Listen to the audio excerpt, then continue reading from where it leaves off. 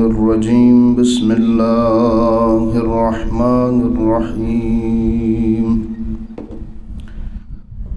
الحمد لله رب العالمين بارئ الخلائق أجمعين باعث الأنبياء والمرسلين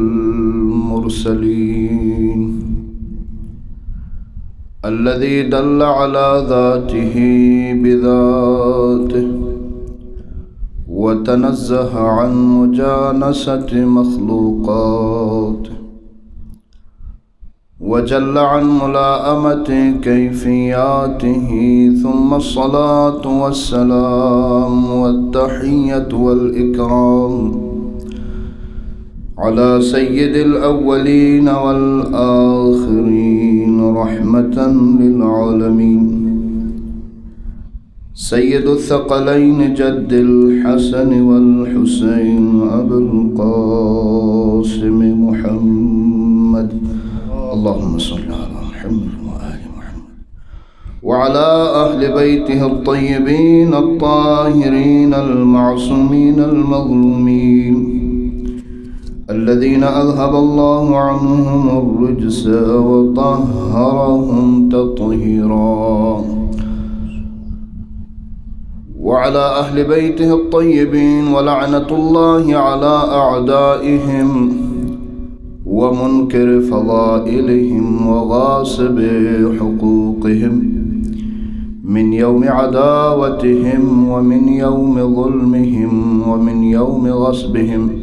إلى لقاء يوم الدين أما بعد فقد قال الله الحكيم في كتابه الكريم بسم الله الرحمن الرحيم من عمل صالحا من ذكر أو أنثى فلنحيينه حياة طيبة وقال إنما يريد الله ليذهب عنكم الرجس أهل البيت ويطهركم تطهيرا صدق الله العلي العظيم.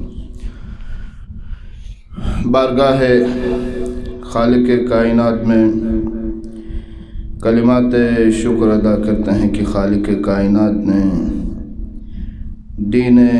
مبین اسلام اور مکتب اہل بیت سے تعلق رکھنے والے گھرانے میں پیدا کیا ہے. دعا ہے خدا کی بارگاہ میں ہمارے گناہان صغیر و کبیر کو معاف فرمائے،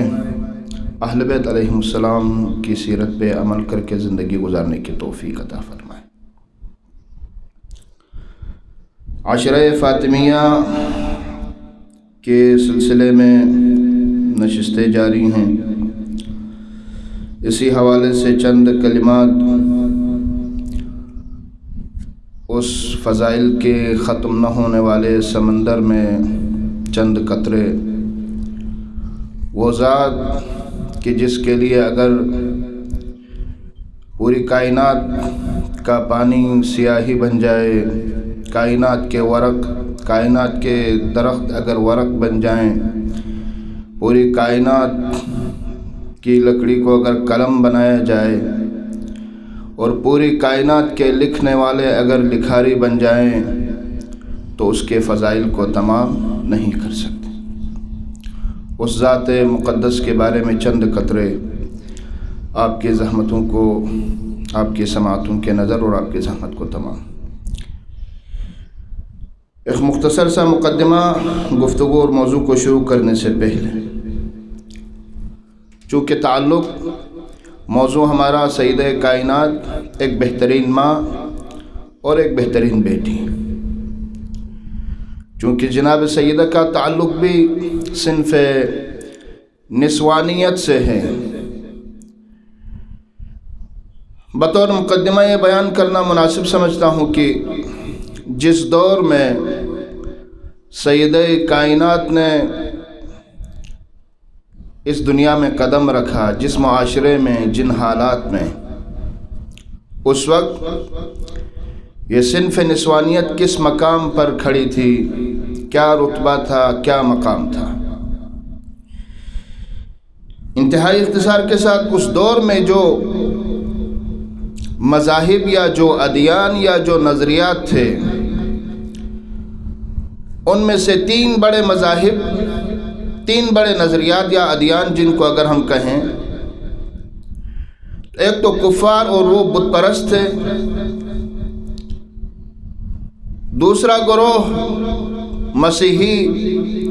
یعنی عیسائیوں کا تھا، اور تیسرا گروہ یہودیوں کا تھا،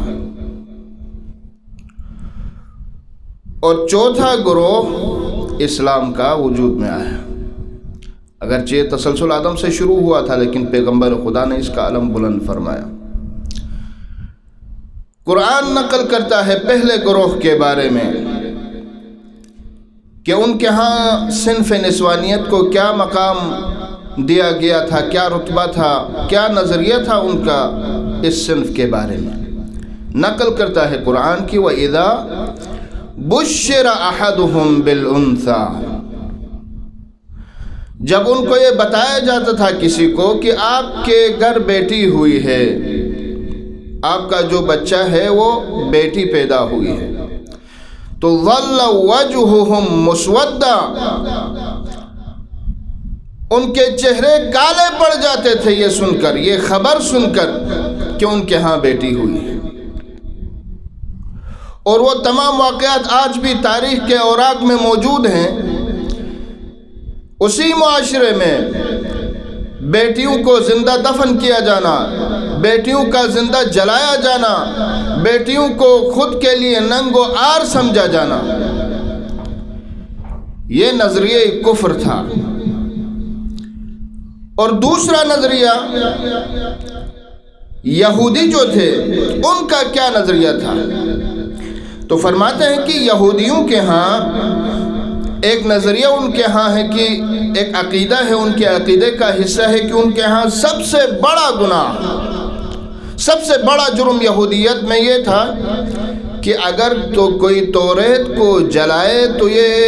اس سے بڑا گناہ ان کے ہاں کوئی اور گناہ نہیں تھا، اس سے بڑا کوئی جرم ان کے پاس نہیں ہے۔ لیکن فرماتے ہیں کہ اسی عقیدہ اور اسی نظریے کے ساتھ ایک اور نظریہ تھا ان کا، وہ یہ تھا کہ اگر کہیں توریت کی تلاوت ہو رہی ہو اور کسی خاتون کی کان میں توریت کی تلاوت کی آواز جا رہی ہو، یعنی اگر کوئی خاتون توریت کی تلاوت سن رہی ہے تو یہودی کہتے ہیں کہ ایک خاتون کا توریت کے مقدس آیات کو سننے سے بہتر ہے کہ اس توریت کو جلا دیا جائے۔ یہ یہودیت کا نظریہ ہے، یعنی وہ یہ سمجھتے ہیں کہ کتاب مقدس توریت جو ہے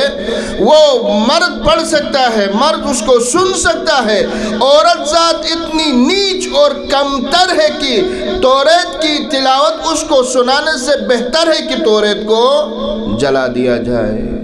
یہ اس دور میں یہودیت کا نظریہ۔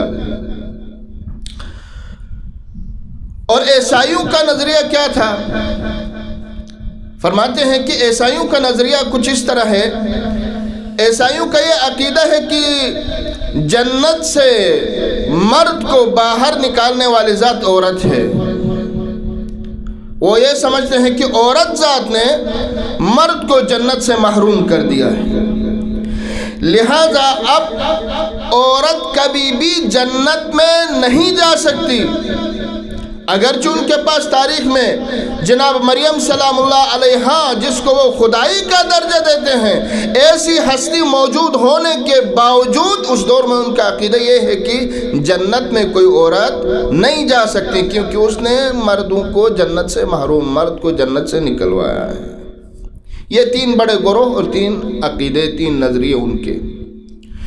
لیکن اسلام کا کیا نظریہ ہے؟ چوتھا گروہ، چوتھا علم جو بلند ہوا ہے، اسلام نے، قرآن نے تو بیٹی کی ولادت کو ہی، جیسے کہ آیت کی تلاوت کا شرف حاصل ہوا، فرماتے ہیں کہ وَإِذَا بُشِّرَ أَحَدُهُمْ بِالْأُنثَىٰ، بیٹی کی ولادت کو، بیٹی کی پیدائش کو پیدائش نہیں کہا، ولادت نہیں کہا، کہتے ہیں کہ وَإِذَا بُشِّرَ، بیٹی کی ولادت کو بشارت سے تعبیر کیا۔ بیٹی کی ولادت کو خوشخبری سے تعبیر کرتا ہے اسلام۔ اب جو اسلام ولادت بنت کو، بیٹی کی ولادت کو خوشخبری سے، خوشی سے، بشارت سے تعبیر کرے تو اس سے بڑا مقام اور بڑا مرتبہ اور بڑا رتبہ کیا ہو سکتا ہے؟ اور یہی وجہ تھی کہ اس دور میں ان نظریات، اسی معاشرے میں اس قدر سخت اور تنگ نظریات رکھنے والے معاشرے میں جب علم اسلام اور پرچم اسلام بلند ہوا، تو چونکہ اسلام پوری کائنات کی انسانیت کے لیے، پوری دنیا کے لیے رہنمائی اور پوری دنیا کی نجات کے لیے، تمام انسانیت کے لیے نجات کا دین ہے، اس میں ایسی مثالیں اور ایسے نمونے موجود ہونے چاہیے تاکہ وہ پوری انسانیت کے لیے نمونہ عمل بن جائے۔ یہی وجہ تھی کہ جب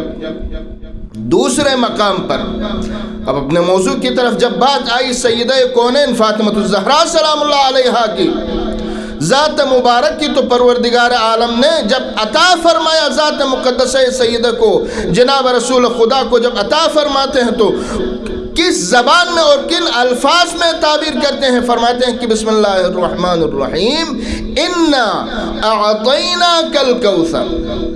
اے میرے حبیب، اے میرے نبی، اے میرے رسول، میں نے تمہیں بیٹی عطا نہیں کیا، میں نے تمہیں ایک خاتون عطا نہیں کیا۔ فرماتے ہیں کہ انا اعطیناک الکوثر، میں نے تجھے بیٹی کی شکل میں خیر کثیر عطا فرمایا ہے۔ خیر کثیر کس کو؟ اس کو جو کائنات کا سید و سردار ہے، جو کل خیر ہے، جس کی ذات میں خیر ہی خیر ہے، اس کے لیے ارشاد فرماتا ہے کہ اے میرے حبیب، بیٹی کی صورت میں میں نے تمہیں خیر کثیر عطا فرمایا ہے۔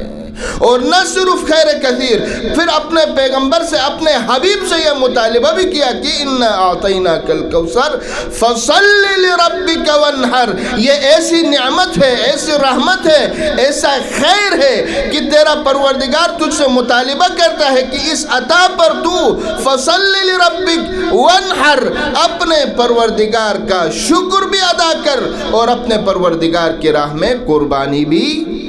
دیا کر۔ انا اعطیناک الکوثر۔ اور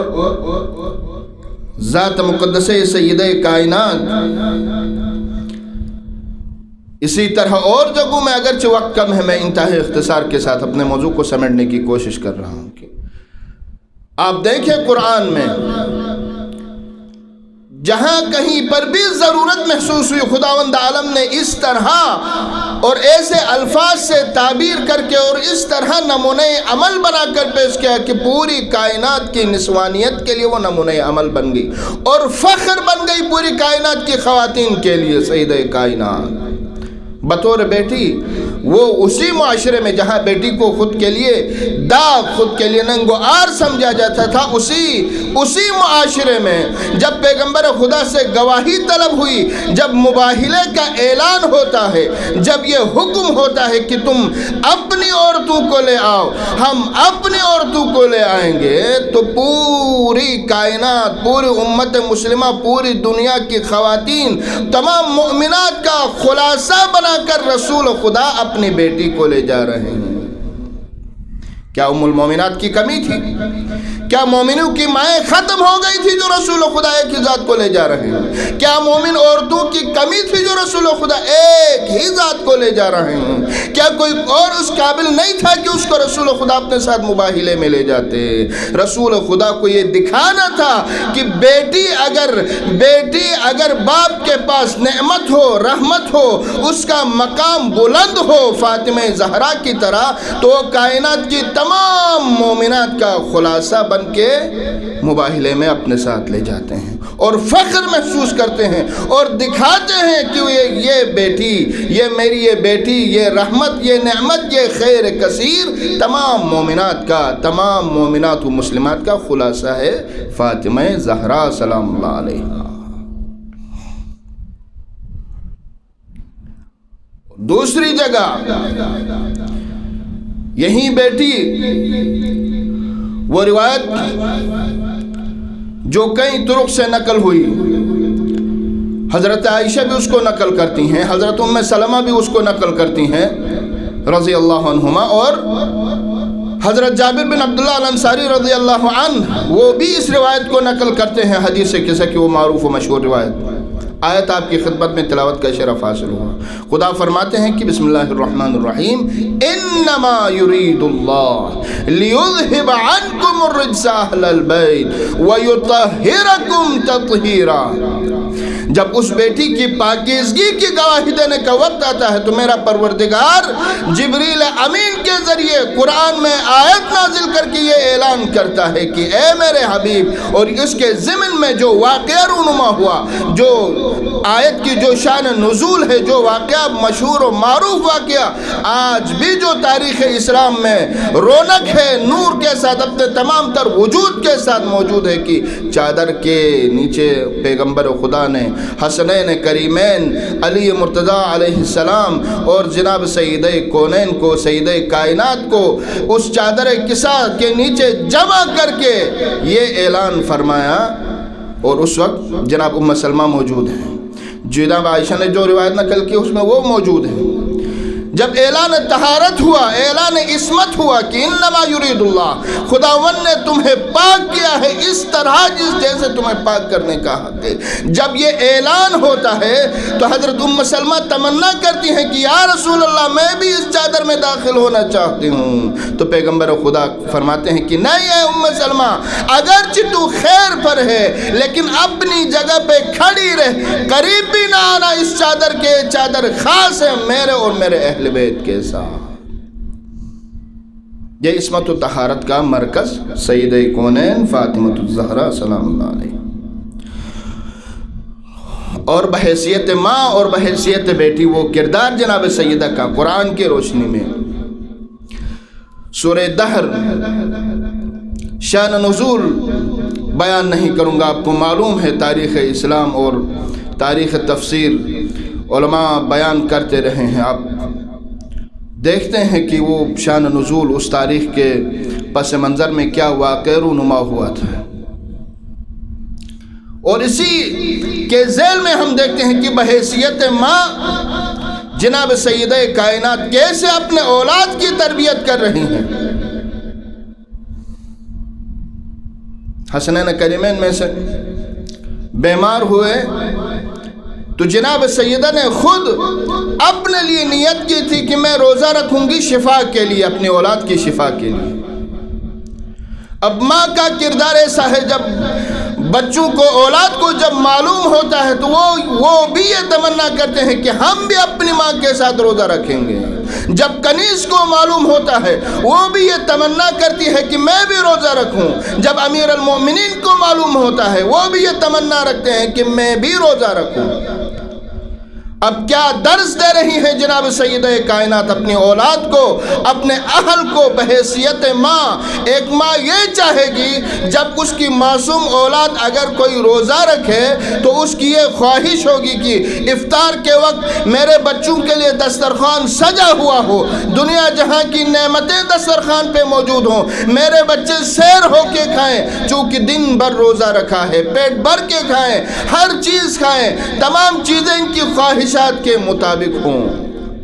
لیکن جب سیدہ کائنات نے دسترخوان سجایا ہے افطار کے لیے، دق الباب، دروازے پہ کوئی آواز لگاتا ہے کہ فقیر ہوں، بھوکا ہوں۔ کوئی اور ماں ہوتی تو کیا کرتی؟ اپنی اولاد کے لیے دن بھر روزہ رکھا ہے اولاد نے، لیکن سیدہ کائنات عجیب و غریب منظر ہے، اولاد دسترخوان پہ بیٹھی انتظار کر رہی ہے افطار کا، شام کا وقت ہے، اذان کا وقت ہے، قریب ہے، بھوکے ہیں دن بھر، لیکن جب فقیر نے آواز لگائی، ایک آواز لگانا تھا، دسترخوان سے طعام کو سمیٹ کر لے جا کر فقیر کی جولی میں ڈال دیتی ہیں، اور اولاد کو دیکھیے، اولاد کی تربیت کس طرح کی تھی جناب سیدہ کائنات نے بطور ماں۔ نہ کسی بچے نے یہ نہ کہا اماں جان ہم بھوکے ہیں، اماں جان مجھے کھانا ہے، مجھے بھوک لگی ہے، دن بھر ہم نے روزہ رکھا ہے، آپ کس طرح ہمیں بھوکا رکھ کے آپ فقیر کو دے سکتی ہیں، یہ کسی نے نہ کہا۔ جناب سیدہ نے جب پانی پیش کیا، حسن نے بھی، حسین نے بھی، جناب فضہ نے بھی اسی پانی سے افطار کرتے ہیں اور مل کر شکر خداوندی بجا لاتے ہیں۔ اور یہ سلسلہ 3 دن تک جاری رہا۔ کبھی کوئی فقیر آ کے دروازے پہ اعلان آواز لگاتا، جناب سیدہ تمام طعام کو سمیٹ کر اس کی جھولی میں ڈال دیتی۔ کوئی اسیر آ کر، کوئی غریب آ کر، یہ آواز 3 دن تک یہ سلسلہ چلتا رہا۔ تو شاید رحمت پروردگار کو جوش آیا، خداوند عالم کی رحمت کو جوش آیا، برداشت نہ کر سکے، سورہ دہر نازل کیا جناب سیدہ کائنات کی شان میں کہ یہی وہ ہستیاں ہیں، یہی وہ ہستیاں ہیں، یہی میرے اولیاء ہیں جو خود کو، اپنی اولاد کو قربان کر کے میرے نام پہ قربانی دیتے ہیں۔ یہ ہے جناب سیدہ کا کردار بطور ماں۔ اور جناب سیدہ عجیب و غریب ہستی ہیں واقعاً، بطور اگر ان کی حیثیت کو، ان کے کردار کو اگر ہم بیٹی کی شکل میں دیکھیں، عجیب و غریب روایت نقل ہیں۔ جب شادی ہوئی ہے حضرت خدیجہ سلام اللہ علیہا کے پیغمبر خدا کے ساتھ، قریش کی عورتوں نے بائیکاٹ کیا ہے، معروف و مشہور روایات ہیں۔ حضرت خدیجہ اکیلی ہیں، پیغمبر خدا چونکہ تبلیغ اور دین کے سلسلے میں ان کا اندر باہر سفر پہ آنا جانا ان کا رہتا ہے۔ جناب خدیجہ کے ساتھ قریش کی خواتین کا بائیکاٹ ہے، اکیلی ہیں۔ تو فرماتے ہیں کہ ایک دفعہ رسول خدا گھر میں داخل ہوئے ہیں، دیکھا کہ خدیجہ کسی کے ساتھ کلام میں، بات چیت میں، گفتگو میں مصروف ہیں۔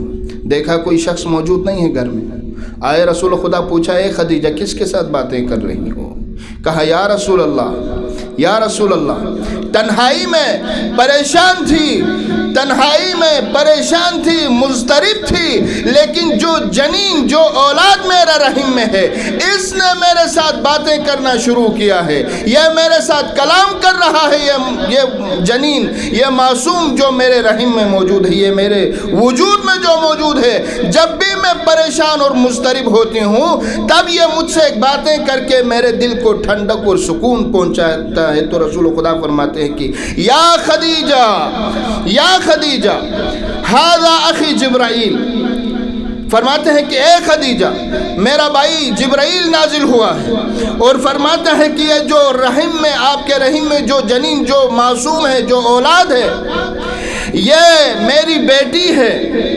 یہ میری پاک اور پاکیزہ نسل ہے، اور پروردگار عالم نے مجھے یہ حکم دیا ہے کہ میں اس کا نام فاطمہ رکھوں، اور پروردگار عالم نے اس کی ذریت سے ایسی اولاد کو، پروردگار عالم اس کی نسل سے ایسی اولاد کا سلسلہ جاری رکھے گا جو پوری کائنات کے لیے امام بن کر ہدایت کا کام انجام دیں گے۔ یہ جناب سیدہ کائنات کا کردار کہاں سے شروع ہوتا ہے؟ رحم مادر سے۔ اگر بیٹی کے طور پہ آپ دیکھنا چاہتے ہیں سیدہ کو، ایک بیٹی کیسے اپنی ماں کی پریشانی کو دور کرتی ہے، یہ ان کا کردار ہے کہ رحم مادر سے بھی اپنی ماں کی اضطراب کو، پریشانی کو دور کرتی ہیں۔ اور جناب سیدہ کا کردار اگر بیٹی کی شکل میں، اگر ان کی خدمات اپنے باپ کے لیے آپ دیکھنا چاہتے ہیں تو پیغمبر خدا کی وہ مشکل ترین زندگی جو آپ نے مکہ میں گزاری ہے، وہ دشوار ترین زندگی جو آپ نے مکہ میں گزاری ہے، کبھی آپ کو پتھر مار کر لہو لہان کیا جاتا ہے، کبھی آپ کے اوپر غلاظتیں پھینکی جاتی ہیں، کبھی آپ کے اوپر گندگی پھینکی جاتی ہے، کبھی آپ کے راستے میں کانٹے بچھائے جاتے تھے۔ اسی اضطراب کی حالت میں حضرت خدیجہ کی وفات کے بعد جب اسی اضطراب اور پریشانی کی حالت میں جب آپ تشریف لاتے تھے گھر میں، تو جناب سیدہ کائنات اگرچہ معصوم ہیں، اگرچہ کم عمر ہیں، اپنے بابا کے سامنے کھڑی ہو جاتی، اپنے بابا کو سہارا دیتی ہیں، اپنے بابا کو حوصلہ دیتی ہیں، اپنے بابا کی ڈھارس بتاتی ہیں اور ان کے ساتھ کھڑی ہو جاتی ہیں۔ شاید اسی لیے، شاید نہیں بلکہ یقیناً اسی لیے جناب سیدہ نے وہی کردار ادا کیا رسول خدا کے لیے، رسالت کے لیے، نبوت کے لیے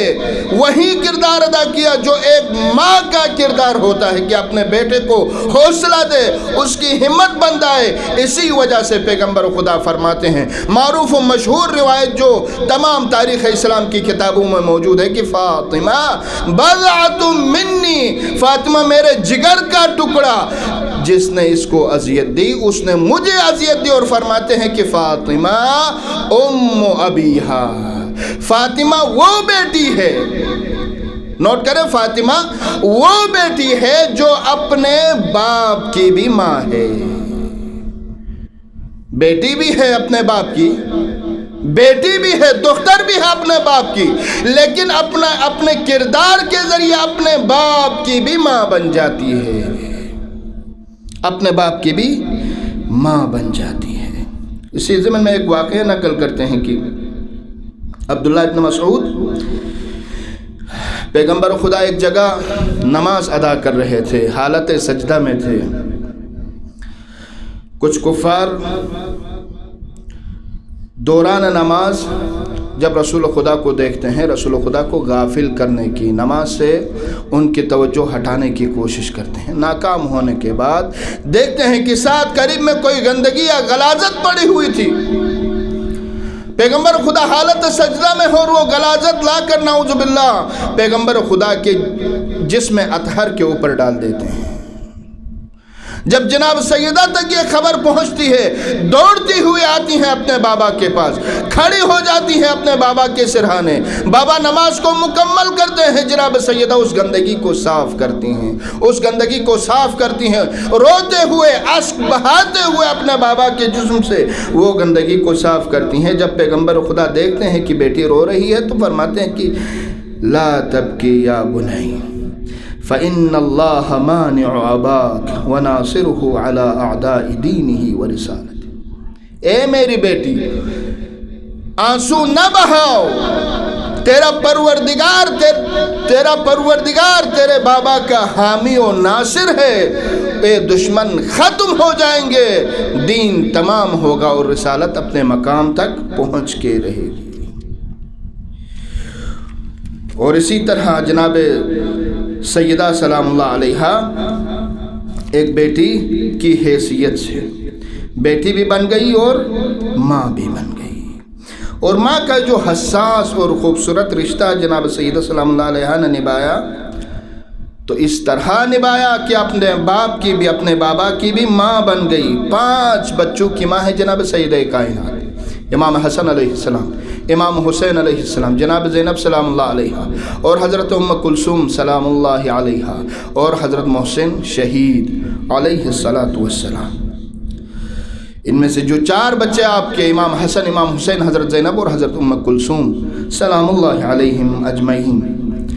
اگر اولاد کی ماں کے بطور آپ دیکھنا چاہتے ہیں، لیکن فاطمہ تو وہ ہے جو اپنے بابا نبی خدا رسول خدا ہیں اس کی بھی ماں بن گئی ہے، وہ بیٹی ہیں۔ لیکن اگر اولاد کی ماں کے طور پہ اگر آپ فاطمہ کو دیکھنا چاہتے ہیں تو فاطمہ کو حسن کی ماں، حسین کی ماں، زینب ام کلثوم کی ماں کی شکل میں دیکھنا چاہتے ہیں تو اختصار کے ساتھ بس میں یہی کہہ سکتا ہوں کہ جناب سیدہ نے اس طرح تربیت کی اپنے بیٹوں کی کہ ایک بیٹے نے صلح کے ذریعے دین کو بچایا، ایک بیٹے نے قربانی کے ذریعے دین کو بچایا، بیٹیوں نے بازاروں میں اور درباروں میں دین کو بچایا، دین کو بچایا، دین کو اپنے منزل اور مقام مقصود تک پہنچاتے ہیں۔ اور فاطمہ زہرا ان بیٹوں کی ماں بن جاتی ہے جو بیٹے نوجوانان جنت کے سردار کہلاتے ہیں۔ ان بیٹوں کی ماں ہے فاطمہ زہرا سلام اللہ علیہ، اور یہی ماں اس طرح تربیت اپنے اولاد کی کہ ان کی اولاد فخر کائنات بن جاتے ہیں، سردار کائنات بن جاتے ہیں۔ انتہائی اختصار کے ساتھ میں کچھ روایات عربی عبارت کو چھوڑ کے صرف ترجمے پہ اکتفا کروں آپ کی خدمت میں، چونکہ سیدہ کائنات سلام اللہ علیہا کے سلسلے میں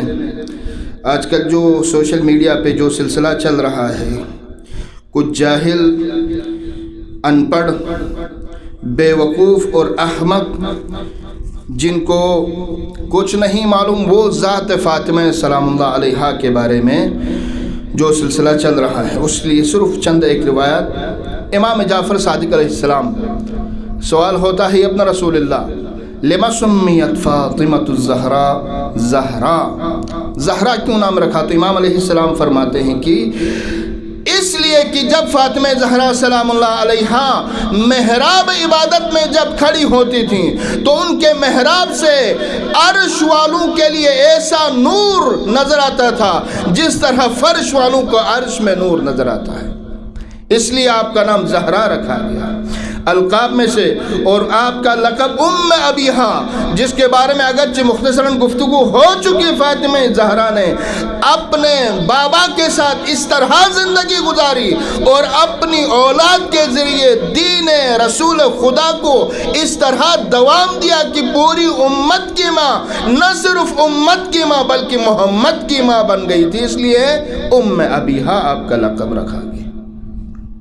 اور فاطمہ الزہرا سلام اللہ علیہا کے بارے میں فرماتے ہیں کہ قال رسول اللہ صلی اللہ علیہ وآلہ وسلم ان فاطمہ خلقت حوریت فی صورت انسیہ وان بنات الانبیاء، فرماتے ہیں کہ فاطمہ زہرا ایک حور ہے جس کو خداوند عالم نے انسان کی شکل میں دنیا میں بھیجا ہے۔ اور ایک اور روایت رسول خدا سے، لو کان الحسن شخصا لکان فاطمہ بل ہی اعظم ان فاطمة ابنتی خیر اہل الارض عنصرا و شرفا و کرما۔ رسول خدا فرماتے ہیں کہ اگر حسن و جمال مجسم ہو جاتا تو وہ فاطمہ بن جاتا۔ پھر فرماتے ہیں کہ نہ صرف فاطمہ بلکہ فاطمہ اس سے بھی عظیم تر ہیں، فرماتے ہیں کہ میری بیٹی فاطمہ اہل ارض میں سب سے بہترین مخلوق، حسب کے لحاظ سے، نسب کے لحاظ سے، فضیلت کے لحاظ سے اہل ارض میں سب سے بہترین مخلوق میری بیٹی فاطمہ زہرا سلام اللہ علیہا۔ آخری روایت پیغمبر خدا سے فرماتے ہیں، ایک لمبی حدیث ہے، اس کا صرف یہ جملہ نقل کر رہا ہوں، فرماتے ہیں کہ علی ساق العرش مکتوب، عرش کے ستونوں میں سے کسی ستون پہ یہ لکھا ہوا ہے۔ کیا لکھا ہوا ہے؟ زبان رسالت بتا رہی ہے، لا الہ الا اللہ محمد رسول اللہ علی و فاطمہ والحسن والحسین خیر خلق اللہ۔ لا الہ الا اللہ، محمد اللہ کے رسول ہے اور فاطمہ، علی اور حسن اور حسین پروردگار کی بہترین مخلوق ہیں۔ یہ جملہ عرش کے ستونوں پہ لکھا ہوا ہے۔ جناب سیدہ کی ذات گرامی، شروع میں عرض ہوا کہ وہ بحر ہے جس کا کوئی ان کے فضائل کا، وہ سمندر ہے کہ جس کا کوئی کنارہ نہیں ملتا،